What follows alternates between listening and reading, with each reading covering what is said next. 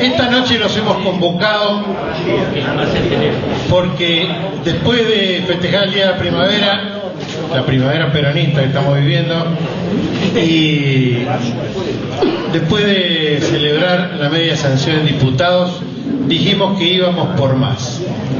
Es decir, acá hay un tema que tiró Mariotto hace unos meses en una entrevista, que dijo: deberíamos ir por papel prensa. Pero ¿cuál es la historia de papel prensa? Nosotros adelantamos que era una sociedad, entre comillas, entre Videla, Macera, el grupo Clarín, La Nación.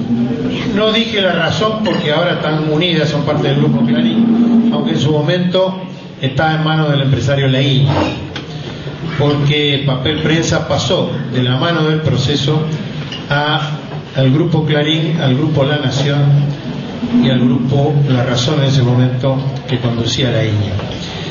En ese momento papel prensa era de la familia Greiber, y con un Greiber estaba casada la hermana de Osvaldo Papaleo.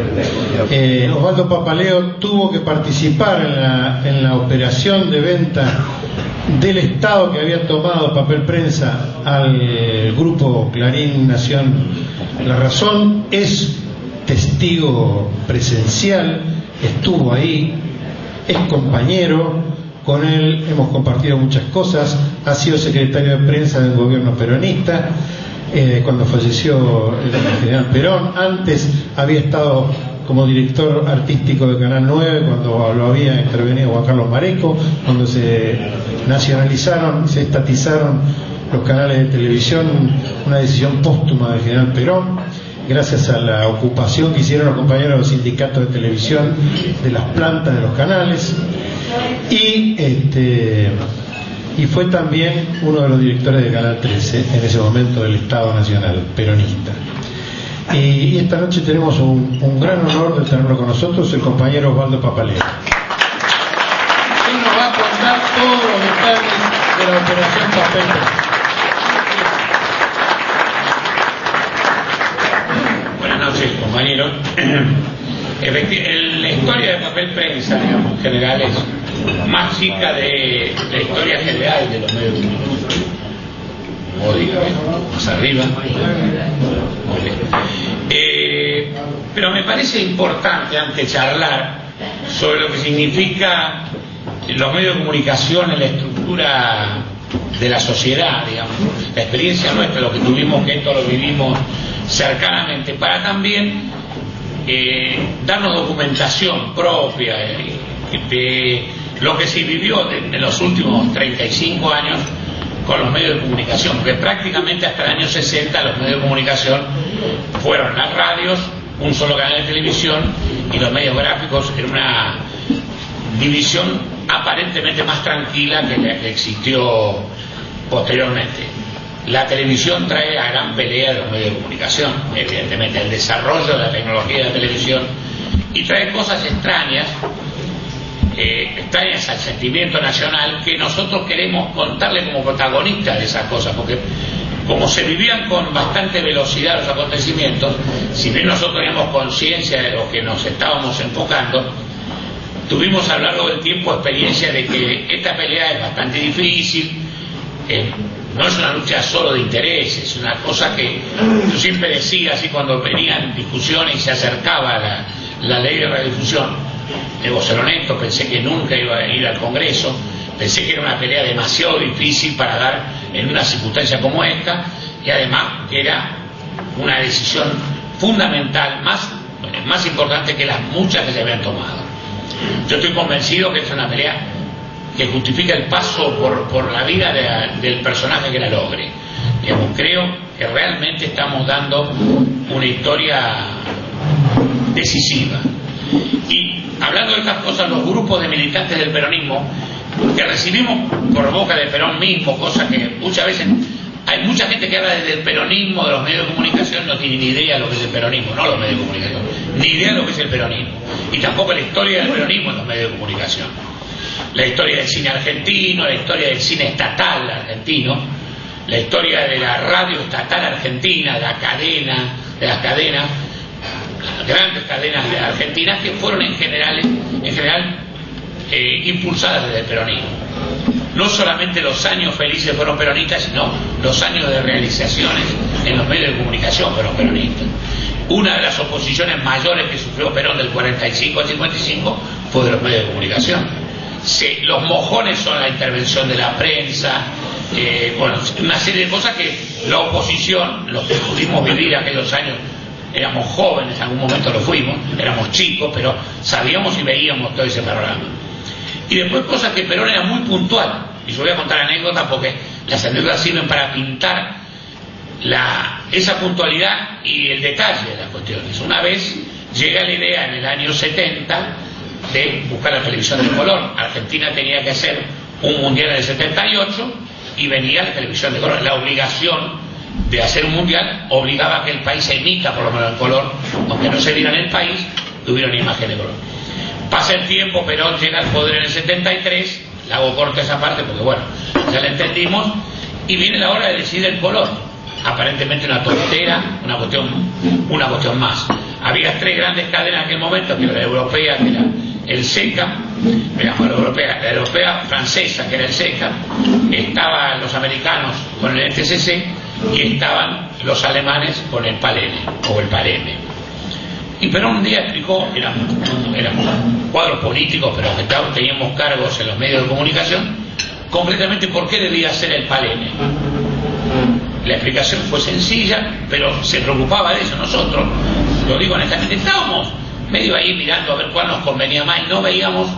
Y Perón dice, hay una cuestión fundamental. La televisión va a tener que desarrollar una tecnología. Y él da un ejemplo concreto. Los muchachos de Villa Martelli, como arreglan esto con los televisores de blanco y negro, van a tener que arreglarlo de color. Tenemos que hacer una tecnología, elegir algo que nos permita que los muchachos de Villa Martelli sepan que hay que tener un televisor de color y hay que mantener el color y arreglarlo, etcétera. Porque se va a venir esa eventualidad cuando haya muchos televisores de color. Tenemos que elegir la alemana. ¿Por qué?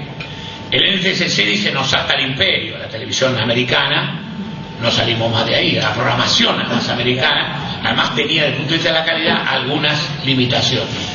¿Por qué no los franceses? Porque son sofisticados. Tiene una tecnología, dice, que es sofisticada, dice, como el Peugeot, es tallerista, dice.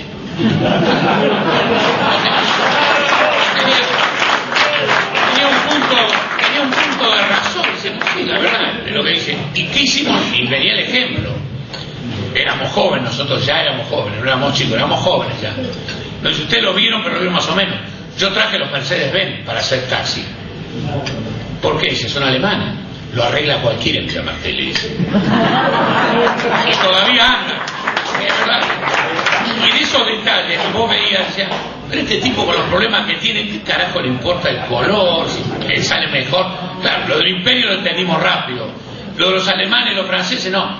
Y a mí me tocó ir a Alemania, había un congreso, los alemanes nos recibieron, ¿te imaginas cómo? Porque había una decisión política de Perón de hacerlo con el NTSC, que después también terminó en Brasil, con una variante de la M y el N, pero también terminó. Y entonces nosotros dijimos, este tipo dice, nosotros siempre tenemos que estar atentos a estas cosas, dice, siempre nos hablaba así como paternalmente, que realmente lo era, dice, porque en estas cuestiones es muy grave equivocarse, dice. Nos podemos equivocar en muchos ámbitos, pero cuando hablamos de los medios de comunicación, dice, en general, en esto no hay que equivocarse, hay que estar en los detalles. Y después los detalles, les voy a contar otras anécdotas, fueron verdad. Nosotros un día se terminó la ley de las concesiones de los canales e intervinieron los canales. Con todo el exterior de las ocupaciones, las presiones de los gremios, obviamente, como en este caso que sancionó, los gremios ligados al espectáculo, todos a favor de la intervención. Una intervención que era natural, bueno, se cubrió de una espectacularidad la situación política, pero nosotros encontramos la experiencia nuestra personal, Canal 13, un canal de un cubano, al cual todo el mundo realmente decía, porque la dictadura militar había inventado un cubano como realizador de ese medio de la televisión. Los cubanos saben de televisión, en toda América están desparramados los cubanos. Bueno, Y ahí enganchamos con la otra historia que también tiene que ver con esto y que ya ocupa Fidel Castro. Estaba Goar Mestre en Canal 13, todos los que están acá saben que era Goar Mestre, un cubano que en el primer momento está junto a la revolución, después cuando la revolución cubana progresa, se va al otro lado y juega en contra de la revolución y se viene de Argentina. Con toda la carga de su programación, ojo, el Canal 13 era ideológicamente cubano, los funcionarios argentinos actuaban como cubanos y había Jorge Bayán y una serie de personajes que eran cubanos reales, que eran directivos del canal. Igual Mestre ahí. A nosotros, a mí particularmente, y los 4 canales de televisión, nos tocó cubrir la visita, que se ven acordar también, de Fidel Castro a Allende, año 72. Fidel Castro vino a Chile. Digamos, fue una conmoción, bueno, todos los medios de América lo cubrimos. Fuimos allá, obviamente al margen del hecho revolucionario que se vivía, además Fidel era Fidel en serio, estaba en aquel momento, recuerdo que hicimos una conferencia de prensa, él tenía debilidad por los argentinos, obviamente por el tema del Che, nos buscaba a nosotros porque con nosotros intercambiábamos, que podíamos hablar de cosas que eran como comunes, pero Fidel Castro nos buscaba donde nos buscase, no se olvidaba nunca de Goar Mestre. ¿Y dónde está Goar Mestre? Claro, empezaba con Goar Mestre. Nosotros, era media la situación, sí, no estaba Goar Mestre en Buenos Aires. ¿Por qué no vuelve a Cuba? Es su patria. Y empezaba, me puso la radio clandestina en el mar, me transmitía. Empezaba Fidel Castro. Podría venir a hablarnos de la reforma agraria, de la distribución, nos hablaba de los medios, nos hablaba más de Goar. No nos decía, hay un cubano, no, Goar, y además lo decía y lo grabábamos. Todo ese material que mandamos nosotros nunca se pasó. Ojo, Romay, yo trabajaba en Canal 9, tenía una pelea a muerte con Goar, pero no se atrevió. Porque el ataque a Goar era un ataque general, digamos, no era Gil Romay, dijo, mirá, yo tengo una dinamita, porque él hablaba de Goar concretamente. Nosotros le hicimos preguntas aquella, ¿por qué no va a la Argentina? Estaba la Anuncisita, la Anuncis, y otro problema más. No, yo sería un problema para él, pues déjenlo que está ahí, digamos, pero al rato volvía y nos buscaba. Con eso te quiero significar que los medios de comunicación fueran fundamentales. Y en ese canal de Goar, cuando fue la intervención de los canales, nosotros encontramos el material. Goar, por memorándum, muy de su mentalidad, daba instrucciones. Por ejemplo, había, en ese momento estaban muy desarrolladas las clases de Julián y Castro, y ponían en el memorándum, nosotros teníamos la mano, ir fulano, que era obviamente Sergio Villarroel, ir a la conferencia de Julián y Castro, que ese tío, el lenguaje de ellos, que ese tío habla no sé de qué, ponerlo nervioso, molestarlo, difundir de la parte, daban instrucciones por memorándum para que el tipo lo vayan a joder a Julián y Castro, porque, ojo, estamos hablando de la Argentina, esta Argentina que todo el mundo convivía, que además era difícil encontrar algún tipo de la televisión que te hablaba más de Goar, porque pagaba los sueldos a fin de mes bien, pagaba los aportes, digamos, era desde el punto de vista empresario impecable y líder, con la carga que siempre tuvo ese canal de ideología, digamos. Goar no en vano perdió su supremacía cuando un loco como Romay lo enfrentó con una programación más nacional y le ganó con una espada de Telgopol al imperio. La verdad, pelear Romay contra Goar Mestre era una pelea desigual. Y este fenómeno se repitió muchas veces. Yo recuerdo otra cosa, que cuando vino la dictadura en el 76, al margen de las contingencias, son curiosidades de los medios de comunicación, que estas cosas hay que tenerlas presente, porque conviene para recordarle, sobre todo a los compañeros o los que viven en el barrio que opinan a favor contra la ley. O sea, esos tipos, desautorizarlos del peronismo, del movimiento nacional como inspiradores de una... Decir, no, que se trate el año que viene, no, te vas a ser pelotudo, acá lo que no querés es que se trate a matar el peronismo, pero además el peronismo tiene esa historia. Yo me acuerdo, cosa curiosa, el acta institucional, el acta que pone la dictadura, hubo un ministro del Interior, el Beverly, ni preso, ni ninguna actitud más, ningún ministro del Interior desde el 73 al 76. Ministro del Interior, estamos hablando de un golpe político, no tuvo preso ninguno. Roca Morales, Jambí, el de Rosario hay Robledo, ni uno tuvo, ni preso, estaban todos vivos en ese momento, ni ninguno, el único Luis Berríguez en el acta institucional. Secretario de prensa 2 en el acta institucional, y los que tuvimos presos 3, éramos 5, decía, loco, vos te das cuenta, claro, nosotros éramos pichis al lado del ministro del Interior, supuestamente, no pertenecíamos a un sector tan decisivo. Y estas cosas fueron las que nos hicieron saber que nosotros gravitamos en un ámbito muy especial. muy especial, digamos. Los medios de comunicación fueron el eje de la discusión en mucho tiempo de este país del poder.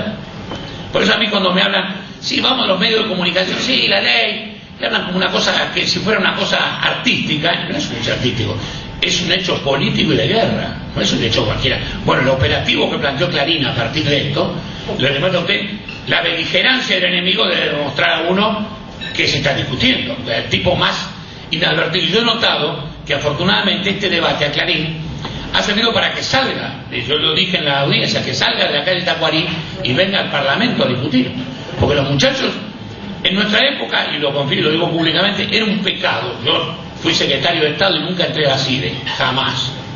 El botón iba a la CIDE, para nosotros era elemental. Si fue a la CIDE, basta, ni hablemos cuando vienen, ni tomemos café con él, era marca registrada. Ahora la CIDE se volvió como la Biblioteca Nacional. Era una marca registrada. En la historia política era al margen. A mí ni se me ocurrió jamás cruzarme 3 cuadras, 2 cuadras y a preguntarle, mirá, ¿qué va a pasar? Si sabía que eran todos botones, ¿qué me van a contar a mí? Además eran botones de todos los gobiernos, no nuestros. Por más que el secretario fuera nuestro, era una cosa, ese tema de esos prejuicios nos servían para convivir. Y ese tipo de cosas nos fueron educando en el desarrollo de estas peleas que se fueron dando. Y en lo de Clarín yo noto que los muchachos empezaron a visitar la calle Tacuarí con naturalidad. Ir a ver a Rendo, y además Rendo, ojo, no atendía, los franeleaba, los gastaba, negame, porque el cosaco mayor que ahora se instaló en el Savoy para operar, no salía de la cueva de Tacuarí, y además había que hacer cola, ni hablar con Mañeto atendía de última. Yo conozco otra anécdota que es desgraciada, pero no voy a nombrar a los protagonistas, van a imaginar quién son, pero esto fue la historia. La semana de los 5 presidentes hubo uno de ellos que se entrevistó con Mañeto en Olivos, y el Mañeto le pidió obviamente la especificación, que por qué iba a ir Mañeto, y se la llevó más o menos estudiada cómo iba a ser la cosa. Este tipo le dijo, mira, no te la voy a dar, vamos a hacer una cuestión de bonos. Le explicaba una idea, dice, porque el pueblo argentino no puede pagar la deuda de ustedes ni ninguno como ustedes. Enamorado de su teoría, se le explicó a Mañeto atentamente todo el tiempo, y Mañeto atendió, escuchó. Al rato, cuando se agotó el tema, se fue. Quedaron los 3 compañeros que estaban ahí sentados, y le dice, vos sabés, enamorado de su teoría, este presidente que duró poco, realmente dice, vos sabés que creo que el tipo la entendió. Sí, el tipo este la casó, dice, porque noté en la forma que actuar, dice, que le hizo un clic. Y un compañero que estaba en la mesa le dijo, mira, te voy a decir una cosa, escuchiste mal el ruido. No hizo clic, hizo crack. Preparó la mesa. Esta es la historia, porque además se junta con esta historia actual. Lo digo porque la pelea esta es la pelea final. Uno de los que estaba ahí era funcionario de 25 de mayo, con lo cual tenía comunicaciones directas. Mañeto se levantó, siguieron hablando, viendo cómo seguía el país, y al rato lo llama uno del 25 de mayo y dice, che, Mañeto, ¿sabe dónde está? 2 horas después. Tampoco voy a decir el nombre, está en Loma de Zamora. 24 horas duró el presidente. 24 horas, Clarín, no había más presidente de la Argentina. ¿Estamos claritos? Ustedes también, acá hay un montón que tienen, si no tienen Miranda por el barrio, por ahí cerca. Perón le daba mucha pelota a las conferencias de prensa, y cuando se intervienen los canales, como Perón era un tipo que preparaba el terreno, los canales intervienen muerto Perón, agosto del 75, Perón muere en julio del 70, no, agosto del 74, Perón muere en julio del 74. 2 meses después intervienen, físicamente se firma la intervención, pero Perón había creado clima. Hizo una conferencia que se televisó en cadena, que aparentemente cuando yo le diga quién la hizo y por qué la hizo, hubiera dicho no, pero no se justificaba, nada más Perón haciendo una cadena. En esa cadena estaba Antonio Carrizo, estaba Mareco sentado, estaba Luis Brandoni, estaba Omar Gómez Sánchez, estaba obviamente Perón, y estábamos 3 o 4 más que eran funcionarios medios de carrera de la Secretaría de Prensa. El secretario de Prensa era Emilio Abras. Y realmente ahí uno ve que Perón agarra una cadena a las 11 de la mañana de un día cualquiera, salón del presidente en Casa Rosada, y televisa la cadena donde habla de los medios de comunicación, cómo él piensa que deben ser. Lo demás estábamos para aplaudir, para decir que sí, qué carajo íbamos a decir. A ver, todos dijimos, no, tiene razón, porque lo que pasa es esto, los medios de comunicación cumplen esta función, yo vengo de Europa. Perón, con el cuento europeo, volvía a ser el Estado de la televisión. Estaba perfecto, no venía. Si no, yo vengo de una experiencia latinoamericana. De Latinoamérica la televisión ya estaba en toda la mano. Había dos bandas, la mexicana de Cañedo y Guarmestre, el cubano, que se habían arreglado, y Cañedo con un negocio que está de actualidad. Cañedo, el mexicano, se fue uno de los mundiales. Por eso el mundial del 86, en una ciudad con un terremoto, se hace un mundial de fútbol. No se ve levantado la ciudad, se hace un mundial. El mundial hay que hacerlo por la televisión, porque lo ven 2.000 millones de personas. ¿Qué carajo me importa si la ciudad está derrumbada, no se levantaron los edificios? El mundial del 86 se hace en México derrumbado. ¿Por qué? Porque es un Cañedo con el fútbol manejaba gran parte de la televisión de América, que era Televisa. Manejaba desde Televisa todo. Digamos, había hecho el negocio con los Azcárraga, él tenía el fútbol, tenía el canal y era el dueño de la pelota, que después encontró en la Globo sus compañeros y en Guarmestre en la Argentina. Con esto le quiero decir, porque no podemos llegar a papel prensa si no damos el perfil del adversario, el perfil de la historia esta, dónde va. Y yo tengo la sensación, y creo que tenemos la fortuna, y tengo envidia por quienes protagonizan definiendo esto, que hemos llegado a una reparación histórica para el país que nos va a permitir una situación que llegamos que era mucho peor que la del año 73, mucho peor. Primero por la enorme difusión que han tenido los medios de comunicación, el crecimiento, y después porque estos muchachos, con el tema del fútbol y con su preponderancia económica, se apoderaron del país entero, lo que nadie soñó. En aquel momento había sociedades en Rosario, Córdoba, etcétera, que eran más o menos independientes. Los grandes canales recibían las tiras porque tenían programación propia. Después de eso terminó todo muy mal. Terminamos en esto de Clarín, que hoy día, además yo no tengo, cuando dicen no es contra uno solo, yo me parece una pelotudez no decir la verdad. Porque claro, vos no podés en abstracto a la gente decir, no, esto es en favor de la gente, del pueblo argentino. Y esas son vaguedades, a la gente hay que darle concreta. Mira, este es el monopolio de Clarín, no jodamos más. Claro, y el monopolio de Vida en menor escala. Es un aprendiz de Clarín, digamos. Pero no pongamos el mismo nivel los dos. Pero digamos las cosas concretas, porque si no, la gente me da la sensación que por ahí dice, sí, es una pelea del poder para quedarse los amigos. Y yo creo que en estas cosas hay que ver claro. Vamos a Papel Prensa. Papel Prensa era una empresa, hoy Papel Prensa para Clarín y para los dueños de Papel Prensa, junto con el Estado Nacional, es una empresa de 6 a 7 mil millones de dólares de poder, ¿no? Es una empresa bastante hermética desde el punto de vista contable, porque de los directorios, los cambios de acción, esas cosas, los que hemos seguido, ojo, en forma amateur el tema, no desde el poder, hemos visto que la cosa es muy difícil de averiguar. Llegamos a conclusiones como son. Esa empresa era el 75% de la familia Greiber y el 25% del Estado Nacional. ¿Qué pasa? Cuando ya comienza la dictadura, cuando siempre el interés, cuando se empezó a crecer, porque se empezó a verse, vislumbrarse lo que iba a hacer, los tres diarios mostraron interés. No habían visto el negocio del papel. Se habían distraído con su buen negocio que hacían con el diario y no habían visto ese negocio. Cuando ya el negocio no era de ellos, por razones obvias, ese negocio no fue de ellos, ya entonces entraron a mostrar cierto interés. Cuando viene el 24 de marzo el interés, aprietan el pie del acelerador, el interés ya es más concreto, hacen buenas migas con el poder, obviamente, era mucho más fácil. Nosotros los peronistas somos imprevisibles realmente, somos intratables, entonces somos poco, yo me acuerdo de la foto de pantalla del cine, nosotros la pusimos con naturalidad, y venían los americanos a entrevistarnos, a vernos en nombre de las distribuidoras americanas, y nosotros recibimos un estado de decir, bueno, déjate joder, bueno, nos parece como natural que haya una foto de pantalla en el cine, bueno, cosas que ahora son 5 elementos de debate, y más cuando los medios de comunicación están en manos de alguien que los promueve.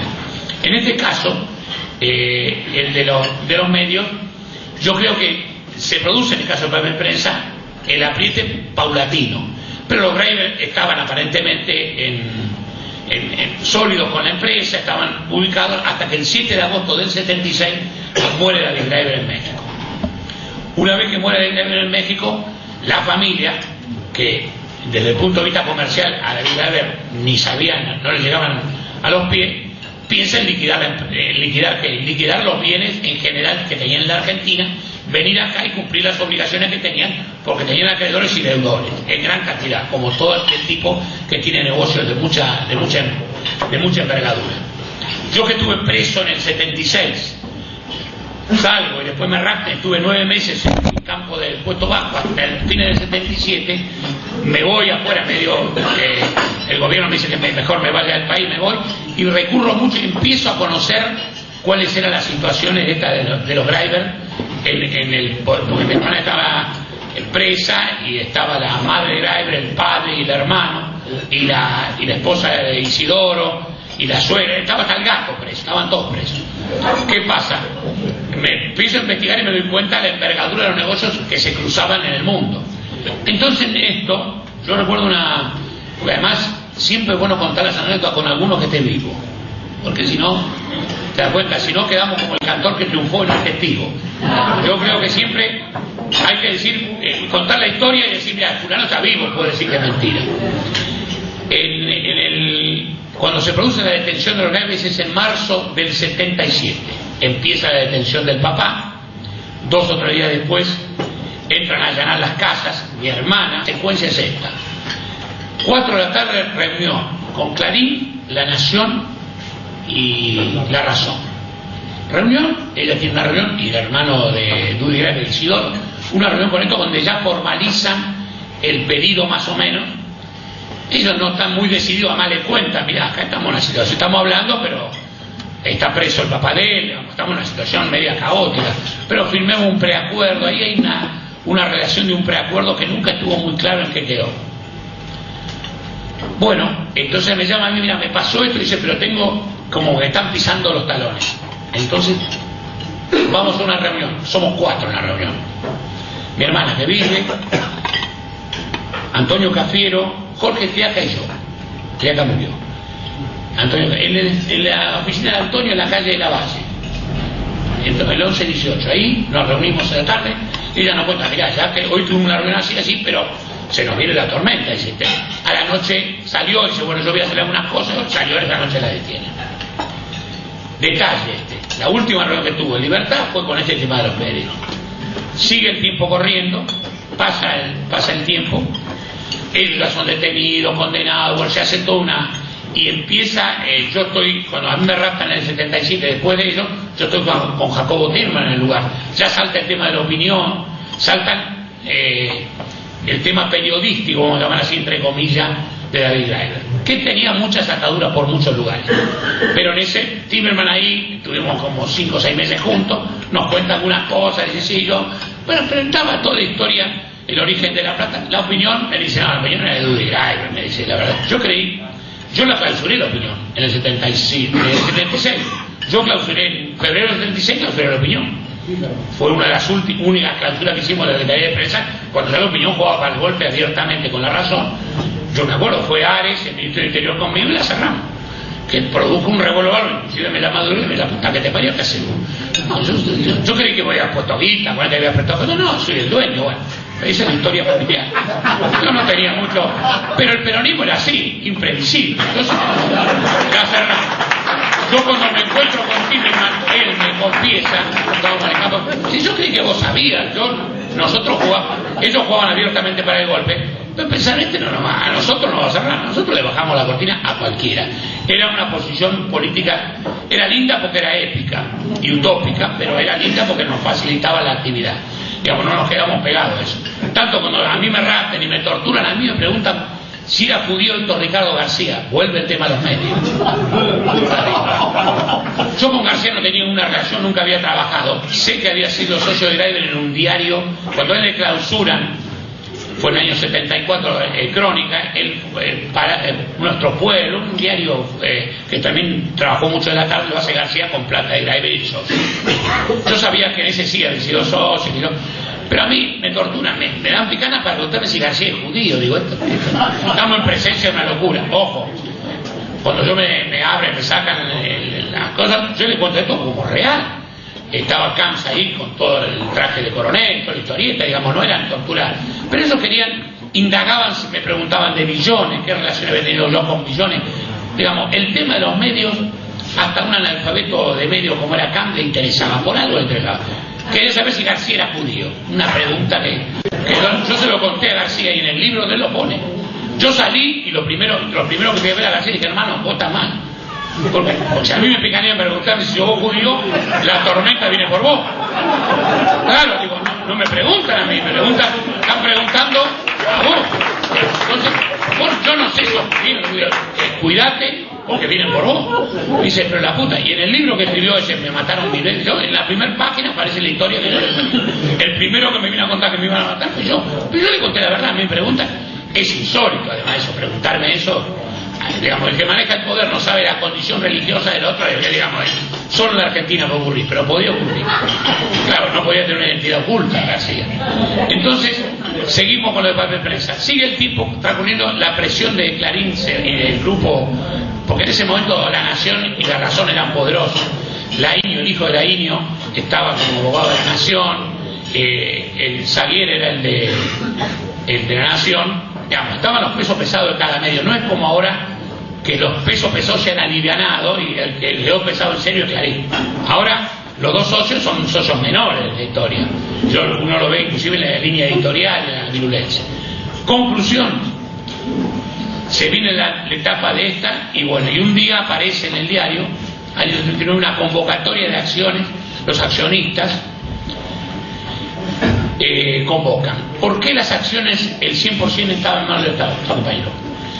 ¿Por qué las relaciones estaban en manos del Estado? Porque la CONAREPA, que era la que manejaba de los integrantes, los que estaban dentro del acta institucional, tenía los bienes. Los Greider estaban todos en el acta institucional, no faltaba ninguno. Y entonces las acciones son, en una palabra, el 25% del Estado a través del Ministerio de Economía y el otro 75% de la CONAREPA, también del Estado, a través de la toma de acciones de los miembros de la... Entonces la convocatoria es por el 100%. Nosotros teníamos un abogado americano, también teníamos el sueño americano, era el sueño de los libres. Entonces el abogado americano, un tipo bastante peor, que nos acompañó en el juicio del seguro, en una serie de cosas que se hicieron en Estados Unidos. Yo cuando veo esta asamblea que convocan, consulto a mi hermana, vuelvo de afuera, le digo, la vista en la cara, digo, mira, viene esto que yo. Dice, mira, hagamos una cosa, dice, yo era el tutor de María Sol Greider, la hija de David. Yo era el tutor, el hijo de mi hermana, la hija de mi hermana y de David Greider. Yo era el tutor. Una condición que nunca había ejercido en mi vida. Digo, vamos a ser el tutor, a ver, tutor, ¿qué carajo puede hacer en esto? Entonces lo llamo al abogado americano, vos te venís, y el abogado se vino contento. El abogado americano creyó en el sueño. Hay que acordarse de la película Missing, el personaje de Jack Lemmon. Cuando viaja a Chile dice, acá está, me los como en 2 minutos, y se va con el ataúd de todo, mataron a todo el mundo. Bueno, el americano venía con la misma historia. Me bajó del avión y yo me los como crudo. Dice, ¿qué quieren hacer? No, esto, dice, y vos tenés el tema, yo soy él. ¿Pero qué van a hacer asamblea de muertos? Entonces dice, aquí, el que se instala en el cielo, te dice, vamos y los comemos esto. Digo, mirá, que esta historia es así, este país, le entró a explicar un poco la película cómo era. Él sabía por referencia, pero no tenía noción. La asamblea fue en el Banade, que estaba en el Paseo Colón, el Leandro Lema. Pero yo 10 días antes, siempre hay una historia, Bernardo Sofovich, el tío de Gerardo y el papá de Laura Yusen, era el abogado de Clarín. Ahora, lamentablemente él falleció. Era un tipo que estuvo ligado a la familia Greiber, había una cosa, yo creo, medio culposo judío, dije yo en aquel momento, este tiene culpa. Me llamó 12 días antes, 15 días antes, y me llama y me dice, mira, vamos a hacer esto, vamos a hacer una asamblea, a batir las sanciones. Yo lo siento, vos te cuentas, está toda la familia presa, sí, dice, pero te quiero avisarle cómo viene la mano, te quiero decir la verdad. Yo ahí hago la estrategia del americano, lo llamo, le digo, mira, va a pasar esto, le cuento cómo va a pasar. Yo no me olvido más, yo tenía un poder, que todavía lo conservo al medio deshilachado, que tenía hasta una cinta roja, que me hemos hecho firmar, que yo era el tutor, entonces yo tenía una chapa de aquella, hasta con cinta y lacre. Pues el ya dice, vamos a la asamblea a la hora que es. Era a las 4 de la tarde, 3:30 de la tarde, vamos, contento. Cuando llegamos yo, primer piso. En el piso nos recibe un tipo, yo que ser un oficial menor. Ustedes no pueden ni participar, ni pueden nada, pero yo soy el tutor y saco. No vamos a tomar acta, no. Digo, nosotros podemos traer un escribano, ustedes se van de acá, como diciendo, me dijo de puta, rajen de acá, y nos sacan de raje, y a los 20 minutos estamos de vuelta en el Euro. Digo al Yankee, pero vos viste, dice, no lo puedo creer esto. Dice, el Yankee azorado, dice, esto no lo puedo creer, pero no pudimos, nuestra intención era que dejar un mojón, impedir que la asamblea, porque ¿qué hizo la asamblea? Multiplicó las acciones, viejo cuento, me lo había dicho Sopóvil como era la operación, multiplica la acción, los graves quedaban. El día que recogieran el 70, porque ellos pensaron, un día se acaba la CONAREPA, un día lo vienen y le vuelven a esto, no son boludos. Dijeron, el día que le vuelvan el 75, ese se lo meten en el culo, porque no es nada en la multiplicidad de acciones que hacemos hoy. La hicieron y pasaron a dominar el grupo. Y pasaron. Entonces yo cuando veo esta discusión de la ley Mordaza, uno puede convivir con las mayores amoralidades, porque uno no es parte de la cosa. Yo de Clarín esto lo supe siempre, antes de que hagan esto. Ustedes en el recuerdo así nublado tienen aquel ataque que hizo la secretaria de Rucci al diario Clarín, que hubo un herido, ¿se acuerdan de eso? ¿Se acuerdan? Que una molotov que no entró, que no quemaban el diario. Ya el peronismo tenía algunas historias con Clarín, esto del año 74 les hablo, estaba vivo Rucci. Entonces, esa historia que un herido, la televisión lo dice, sí, me mandó Rucci, dijo el tipo, una cosa muy ocurrente. Imaginé el quilombo que se armó, porque todavía los canales eran del Estado, eran privados. Entonces le quiero decir, la historia... 73, sí. Esto está que poner. Fue entre marzo o mayo y la muerte de Rucci en septiembre, claro, es verdad. Ahí fue el ataque. Un ataque fue poco. Ahora hace poco se ha recordado ese ataque, alguien lo mencionó. Lo que quiero decir, con esta historia ya había algo. Nosotros dijimos, bueno, y ahora cuando vemos este crecimiento del Clarín, la ley Mordaza, yo te voy a decir la verdad. A mí no me asombra la posición de muchos periodistas en absoluto, porque yo tengo el peor de los conceptos de Magdalena Ruiz Guiñazú. Yo no fui a la CONADEP nunca, porque estaba la Guiñazú y estaba Sábato. Pero vos sos loco, ¿cómo voy a contar? Lo digo, acá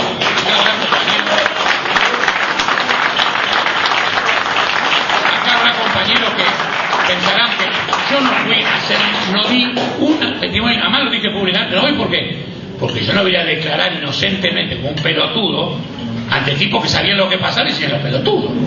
Digamos, porque trabajaban en los medios oficiales, sabían, porque fueron a comer con Videla. Era un problema de respeto a uno. Cuando yo decía esto, me decía, pero ¿a vos te parece? Eso me valió un juicio, ojo, me valió un juicio ya el gobierno de Alfonsín, y yo me reía, me causaba muchas gracias, porque me ganó un juicio por injuria. Magdalena, ¿cómo me va a ganar? ¿Te imaginas? La paladín de la democracia, el nunca más, un pelotudo que salgo a decir que trabajaba para el proceso, que a Martínez le decía Joe en el aire, porque eran de la familia, digo yo, se llama. Y esas cosas yo las decía todo, venga la puta que te parió, no me interesa nada. Me lo llevaba por delante, porque yo creo que esas cosas no hay que olvidar hasta hoy, lo digo. Yo le he dicho a la Carlotto, y lo digo honestamente acá, que a mí me da vergüenza que ellos, se lo dije un día cuando fuimos por el tema von Berni. ¿Ustedes cómo van a comer con Mirta Legrand? Hay que levantar, ¡pum! El Martín tiró la mierda. ¡A la mierda! ¡Eso no! Me dicen, pero vos porque vos, que te han puesto la memoria de tus hijos, vos lo primero que tenés que respetar es la ideología de tus hijos, no la memoria. Antes de la memoria de tus hijos está la ideología de tus hijos. Y yo le decía, Mirta Legrand para nosotros, afortunadamente también la sacamos de la televisión, hicimos un operativo total, la echamos de la televisión, nos tocó echar a nosotros en Canal 13. Mirta Legrand era un símbolo del proceso, un símbolo que felicitaba a Videla, que en el Mundial salió, que lo publicaron ellos el otro día, que tomó una escarapela cuando ganamos un Mundial Juvenil en el 79. ¿Cómo carajo yo, diciendo, no, yo soy de la... Pero no, yo me hago invitar. Todo bien, hasta que nos sentamos a la mesa. Cuando nos sentamos a la mesa, huele a mantel. Claro, hija de puta, no tenés que trabajar, porque en eso cumplió Alfonsín. Nunca la hizo trabajar. En eso cumplió Alfonsín. Nunca la hizo trabajar, es verdad. Porque además se valió de una cosa que a mí me pareció bien, siempre que usan argumentos. Dijo, tiene juicio con el Estado. Porque ella se va de Canal 7 en el 80, con un juicio contra Canal 7 y un sueldo sideral, y ahí lo tiene. Estas cosas que son las vida que tenerlas siempre, hay que tenerlas presentes, y tenemos que sentir viejos como nosotros que lo reverdecemos. Yo voy a lo de von Berni y lo confieso, voy solo, no me cita nada. Voy yo al juzgado, digo, ¿cuándo me toca? Y cuando viene a citar la instructora, digo, sí, acompáñeme, me mandan una abogada del PC, le digo, nena, vos no podés ser del PC en el 2009. Le digo, no, me dice,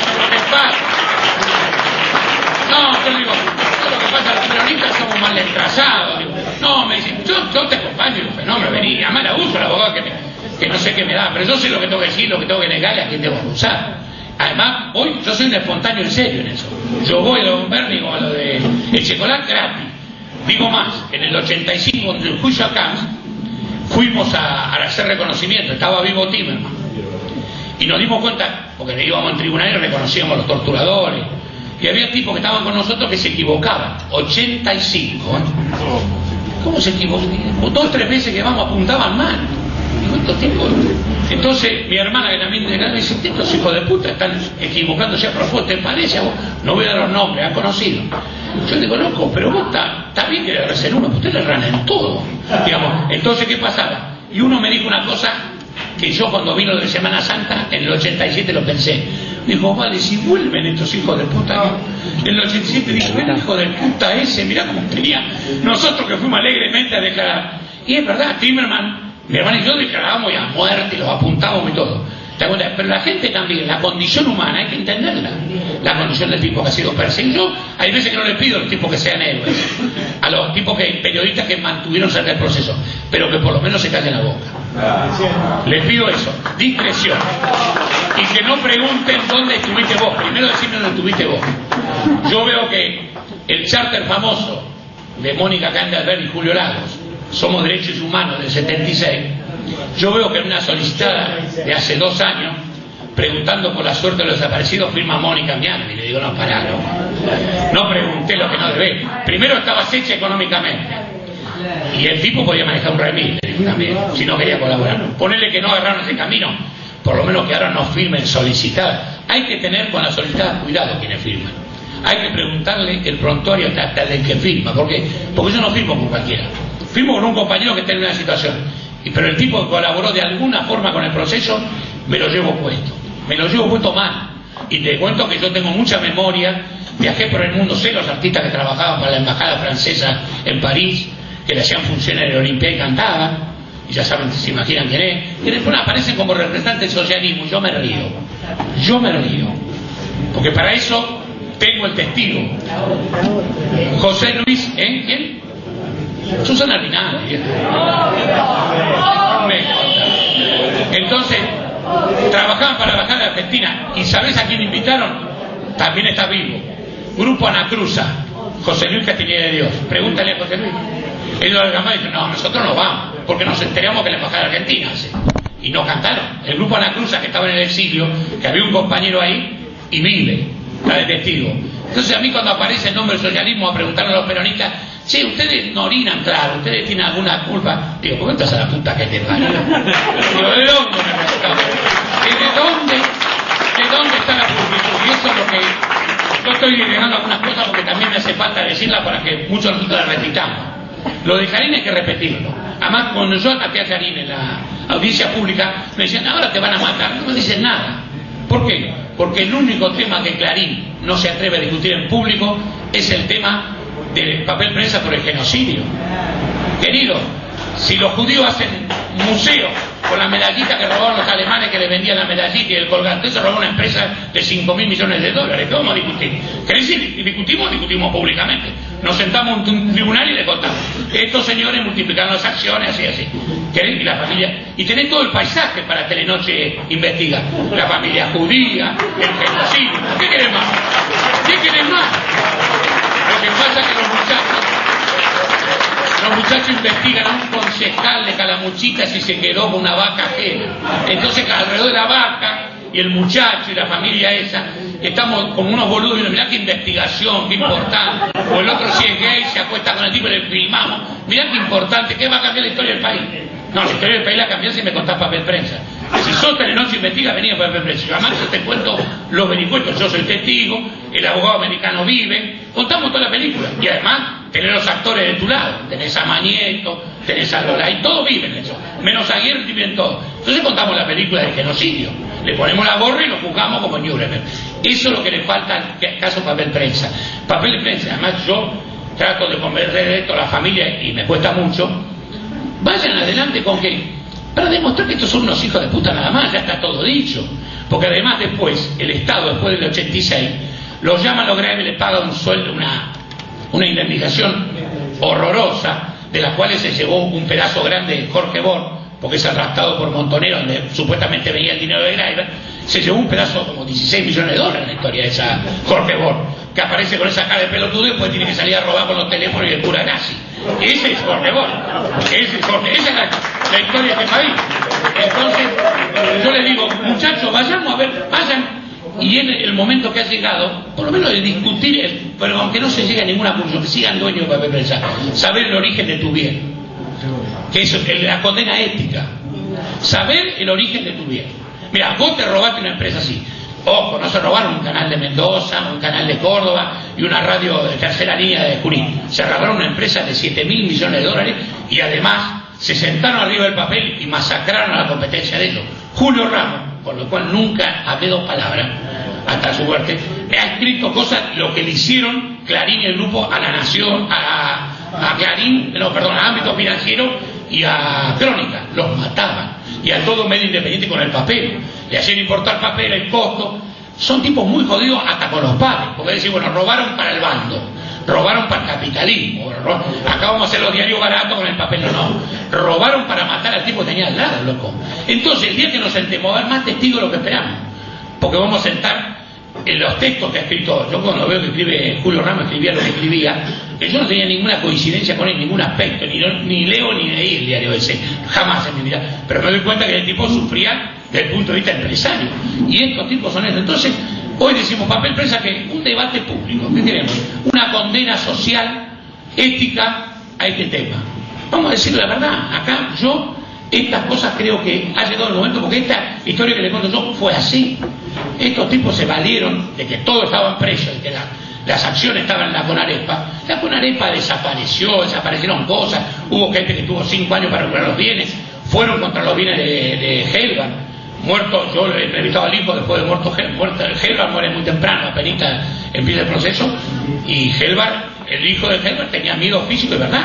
Dice, Osvaldo, estaba en Los Ángeles, dice, digo, venía a la Argentina, no quería, tenía razón, no quería sopa, porque corría miedo físico con las empresas. Estoy hablando del lugar, estoy hablando de otros emprendimientos que tenía Helvar. Entonces yo le quiero decir a ustedes que el paisaje de la... Y además se favorecieron de una cosa, yo le viví de cerca. A Timerman lo torturaron 5 veces más que a todos nosotros, por judío. Y los interrogadores, era esta vieja hija de puta que se acaba de morir de la nueva provincia, que hay que celebrar, la Amazon, que se acaba de morir hace 10 días. Estos tipos llenos de cabildo a interrogar a los tipos. Venían a interrogar a Timerman los de cabildo y interrogaban el nombre del comando en jefe. Entonces, ¿qué me habla de libertad de prensa de estos canallitas que están para cualquier negocio? Porque yo, si me dijera que la lucha era ideológica con Frigerio sobre el desarrollismo, discutimos 10 años, mirá, no nos parece. Estos muchachos no tienen ideología.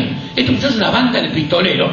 Cualquier negocio le vende bien. No venden droga porque hay bronca. Si no venden droga, digamos, son tipos que realmente los negocios no les importa la envergadura del negocio y de qué se trata, ni el origen del negocio, les interesan los negocios. No son grupos ni empresarios, son gente muy jodida, porque hay tipos de empresarios que son serios, que se compiten, pero hay tipos que estos tipos no es el horror al empresario. Con esta historia que le quería contar, media larga, difusa y confusa, porque también para declarar aprendí, hay que ser confuso para no se sepa un carajo. Si decís todo muy redondo, ¿de qué tipo lo saca? Bueno, les agradezco mucho, estoy muy contento realmente por la media sanción, espero que la ley sea definitiva.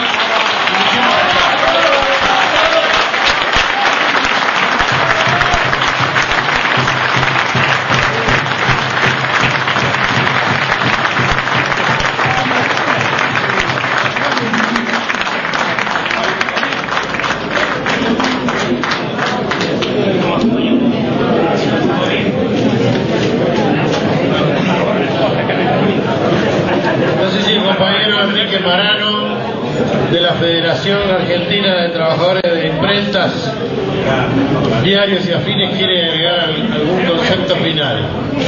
Marano.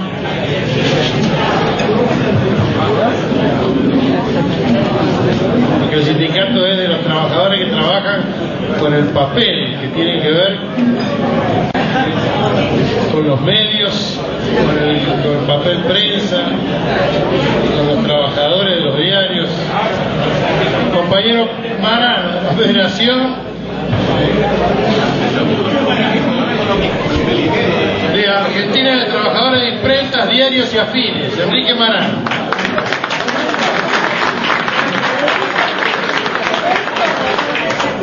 Compañeras y compañeros, realmente no me puedo negar ante el pedido del compañero Martín García, un enorme luchador, en fin, que nos llena de mensajes en el correo electrónico. Se ríen, pero bueno, hay que hacerlo ese trabajo también. En estos tiempos de las comunicaciones cruzadas y con esta lección que nos dio el compañero Papaleo, ¿no? Dice ahí un compañero de Jujuy, el de Apimes, que está en la mesa nuestra, qué manera de sacar basura debajo de alfombra. Él conoce bien todo lo que tiene que ver con Ledesma, papelera, el ingenio, en fin, con el apagón, en donde, al decir de algún funcionario muy catalogado, actualmente muy atacado, ¿no? Justamente por el multimedio, me refiero a Guillermo Moreno.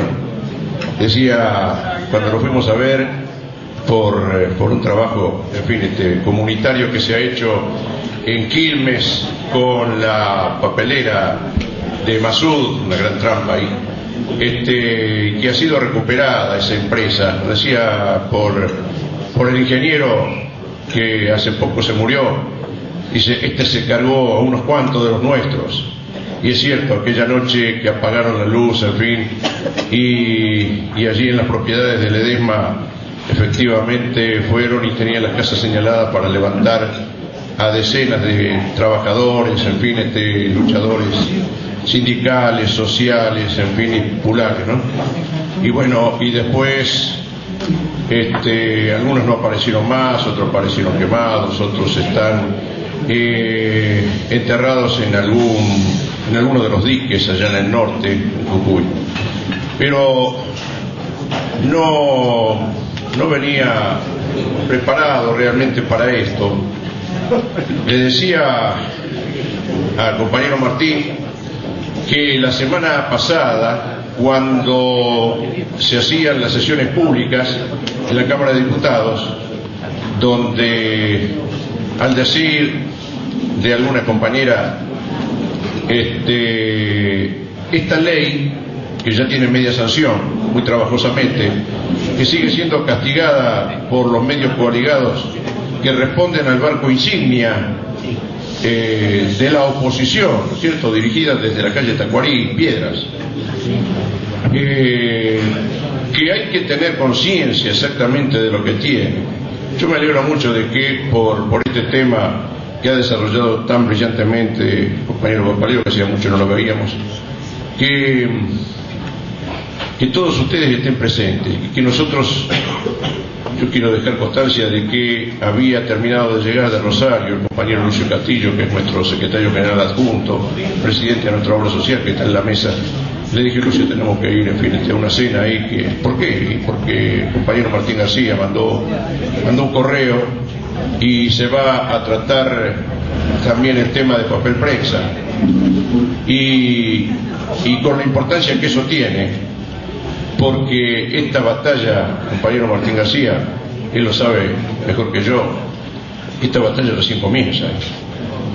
Esto, como dijo Dolina, incluso tengo temor por lo que vaya a venir realmente, y algunos de los que peinamos canas, y hemos pasado unas cuantas en diversas partes de nuestra querida Argentina, nuestra castigada Argentina, sabemos lo que esto puede significar. Es muy fuerte lo que está de por medio, y yo lamento mucho de que hayan ciudadanos y ciudadanas, compañeros y compañeras, no digo de los jóvenes, de los cuales yo tengo hijos jóvenes y nietos jóvenes, en fin, que se quedan mirando y pensando y quiero que estamos hablando con ellos, con los padres, en fin, han estado todo lo que hicieron en la década tenebrosa, en fin, de los años de la dictadura militar, realmente después se coronó mucho más profundamente. Todo el daño económico, social y inhumano, que se mató tanta gente, tantos miles de compañeros, mujeres y hombres jóvenes de nuestro país, y que se persiguió a tantos ciudadanos y ciudadanas, y en particular a los trabajadores, a las trabajadoras, a los estudiantes, a los jóvenes en particular, que hubo un ensañamiento con ellos. Hoy recordábamos ahí con el compañero, resulta que nos dijeron si podía estar sentado en nuestra mesa, quien estaba ocupado, le dijimos que no, que estuviera, y resulta que el compañero había estado en la cárcel en la U9 también, junto con nosotros, y con tanto nos encontramos de vez en cuando, lo conocemos, ¿no? Porque aquella cárcel de La Plata, cuando nos tocó, luego de pasar por otros lugares, en fin, de llegar, pero había compartimentos estancos, entonces muchas veces no sabíamos quiénes eran, o sabíamos apenas algunos que otros que estaban en tal o cual pabellón, pero realmente no teníamos interconexión, ¿cierto? Una palomita que otra, algunas cosas de esas, pero nada más. Y con los jujeños había una bronca muy especial, realmente estaban como secuestrados en particular, ¿verdad? Y si estaban en el 1 o en el 2, después resulta que el compañero fue a parar allá, el compañero Condorí fue a parar al 16. Bueno, digo, era pesado, viejo, usted para estar en 16. Bueno, pero digamos lo siguiente, ¿no? Martín, yo estaba reflexionando, escuchando esto, y venimos, algunos de nosotros, de haber estado, él también estuvo, yo lo encontré a la salida, el día viernes pasado, en esa jornada que se hizo de un conjunto de más de 100 gremios, que no fue convocado por la CGT, sino que fue convocado, digamos, con vistas a inquietudes de un grupo grande, de compañeros que veníamos pensando, insistiendo desde los gremios, de que había que hacer algo, había que ponerse a reflexionar en dónde estamos, cómo estamos y qué tenemos que hacer. Y para esto se fue organizando, se fue entendiendo, menos mal que quienes tenían que entender y ver esto, bueno, dieron su ok, como se suele decir ahí comúnmente, a mí no me gusta, pero bueno, ahí está instalado, ¿no? Nos hicieron tanto daño en la década del 90 que nos han cambiado la cultura. Y esto es más grave que el daño económico, que ha sido terrible para la República Argentina, que el daño social, con todas las consecuencias de miseria que se han profundizado y cuyas consecuencias estamos soportando.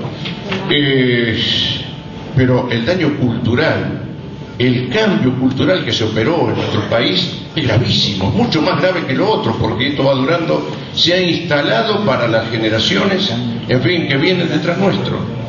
Y realmente yo veo que nos miran y dicen muchas veces, en fin, estoy hablando en general, estoy hablando puntualmente porque, bueno, hay casos importantes, y yo saludo acá y veo compañeras, compañeritas y compañeros jóvenes en buena hora, como los vemos también cuando se arriman en nuestros gremios, ¿no? Pero diría que son los menos todavía. Tenemos que trabajar mucho, en fin, hay que juntar, hay que sumar, hay que trabajar como hacía el sastre antes, que puntada a puntada iba armando la solapa, en fin, para que esta tuviera forma. Creo que allí, reuniones como estas, en todos los ámbitos donde cada uno de nosotros podamos hacer algo y trabajar, en el barrio, en las distintas sociedades, en esto que se ha armado, que es carta abierta, que lo ha conformado ahora un faro, en fin, bueno, me han metido a mí también, como tengo poco que hacer. Un yerno mío dijo, Rey, que venga, mire, que fin, qué sé yo, acompáñeme, que esto, que el otro. Bueno, yo sabía que finalmente siempre me pasa lo mismo, igual que el compañero Lucio, ¿no? Que no se puede levantar para ir al baño porque resulta que cuando volvió del baño ya ha sido designado para tal cosa, pero ¿cómo? Y han votado todos levantando la mano, esa la conocemos. Pero bueno, es así, un poco el destino que nos toca, ¿no? Pero recuerdo que algún teniente coronel, cuando nos largaron, nos teníamos que presentar, en fin, todas las semanas, acá en la CGT. Entonces, un día, bueno, uno por ahí se calienta, tiene un poco de sangre italiana, ¿no? Me dice, no levante la voz, tenga en cuenta que usted la puede contar, porque hay muchos, pero muchos que están mirando los rabanitos desde abajo. Esto literalmente como las cosas que aprendíamos antes en la escuela, que nos hacían repetir y después nos quedamos para toda la vida. Esto lo memoricé absolutamente y uno lo tiene que recordar. Creo que nuestro país está atravesando situaciones peligrosas. Hay un ánimo que se ha dicho por allí, esa palabra destituyente. Recordemos qué es lo que pasó con algunos de los señores, en fin, que han sido representativos de una parte del campo, se dice, en realidad no son, se han tomado ellos cierta representación, pero finalmente su propósito es hackear al gobierno nacional, a nuestro gobierno nacional argentino, de manera tal de que se pueda llegar por vía de esmerilarlo, para eso están los medios, la importancia de los medios, a los fines de llegar a fin de año y, si es posible, el hackeo haga de que tuviera que caer. Ya tienen preparado quiénes serán, en fin, el barco insignia de Clarín está para poner, no para ser ellos, no van a poner la cara, pero sí van a poner, en todo caso, los oficiales para cubrir los cargos que les interesen. Siempre han actuado así, por eso han estado trabajando y han sido socios de la dictadura militar. Esto lo conocemos, en fin, no tenemos que engañarnos en este ámbito, no, yo sé lo que significa la Oestergeld, lo que significa Martín García, lo que significan ustedes, en fin, nosotros realmente nos sentimos muy bien, nos sentimos hermanados, lo que podamos ser útiles lo estamos haciendo, lo vamos a seguir haciendo y nos vamos a esforzar mucho más. Y por favor, cuando se escuche hablar mal de los sindicatos, de los dirigentes sindicales, que no todos son buenos, no pretendemos ser ni mejores ni peores, pretendemos cumplir con nuestro deber para lo cual nos han elegido y nos han dado su mandato y su respaldo y su confianza a los compañeros y compañeras que integran nuestras organizaciones sindicales. No caer en el facilismo, en el pensamiento o la expresión fácil de desacreditar, porque, como decía Perón, cuando alguien está hablando mal de un compañero, evidentemente está saboteando también al movimiento.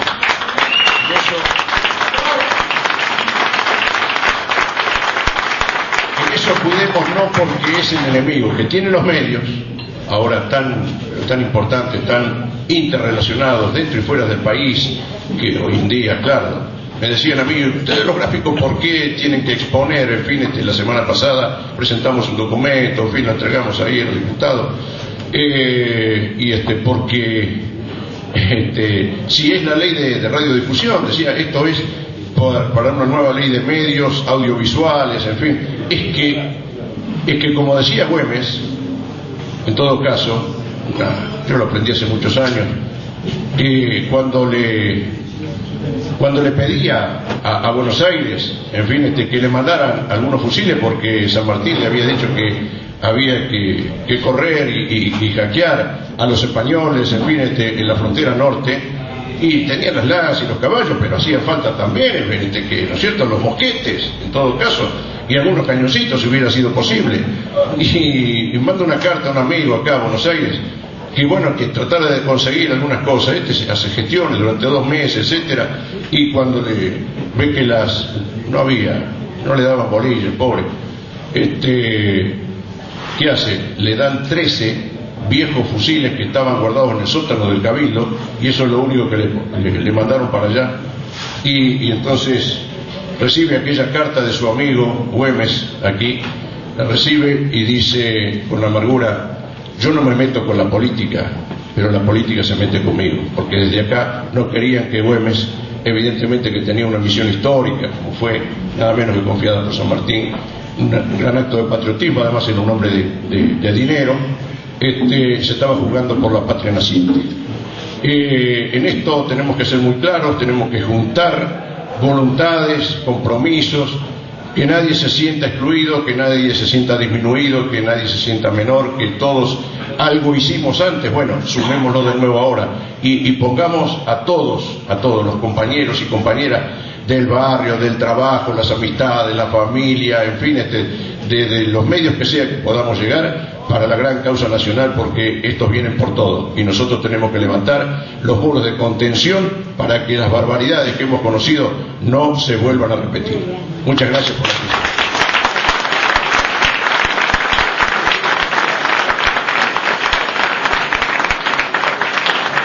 compañeros,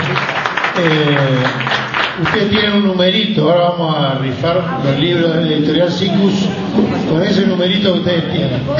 Pero antes vamos a dedicarle este nuevo aplauso al querido Osvaldo Pappaleo y agradecerle enormemente toda su exposición del día de hoy. Muchas gracias, Osvaldo. Una gran alegría, un gran honor tenerte esta noche con nosotros.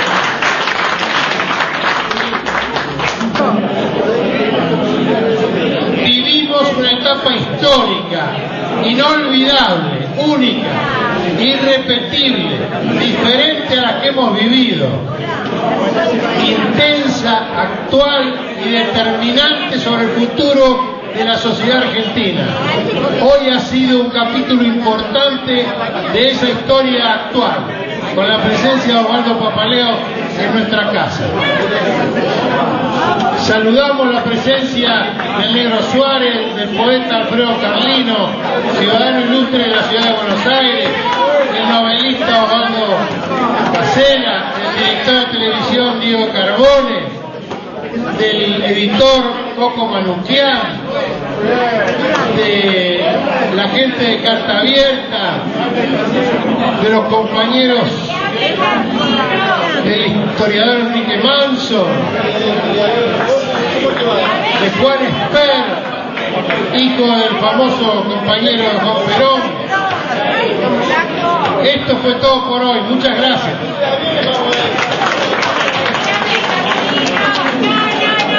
La querida María Fiorentino, querida actriz, exquisita actriz y compañera María Fiorentino, que nos ha venido a saludar.